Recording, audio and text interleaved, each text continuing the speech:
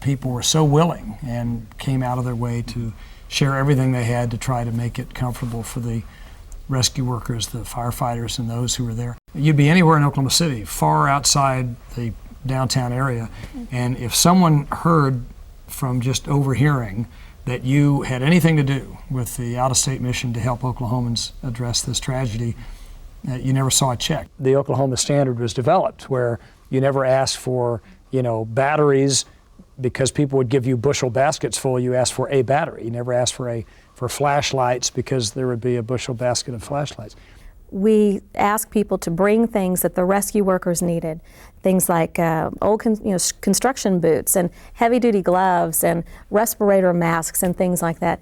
They came by the truckload. We had a long-distance shot going all the way up the road by our station. The line stretched for a mile at least, and it continued, and people came from all over to bring things, to bring canned goods, to bring blankets, to bring notes of encouragement to the rescue workers.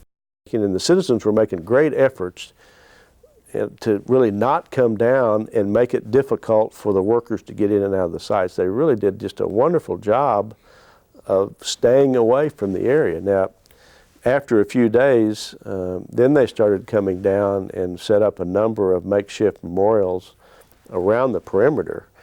And we didn't discourage that at all because we felt like the people were wanting to show caring and their concern about all of this situation, the families and so forth, and the one way they could do it was to bring flowers or teddy bears or cards or whatever it was and leave it at one of two or three locations that basically the people just picked out. Some of the volunteers, they had actually already made the decision to cancel our show when they knew what had happened. We have a good relationship with the fire department, and they realized that we had cooking equipment there, chefs, restaurant operators, all kind of food service operators, and actually a lot of food product. And they began turning the exhibit floor actually into what we might be calling prep lines or service lines, where you'd put together food in an assembly line portion. And they were preparing food to go at that time, really not knowing what was needed, but knowing that that would happen. The clergy and the funeral home directors, because they experience being with families in crisis often, were probably better prepared and if I wouldn't want to misuse the word, but more relaxed. That is, they were ready to receive the hurt and were able to maintain a balance of compassion and then stay professional and either receive the information or give back the information that was so important. And they initially did that simply in our church's dining room.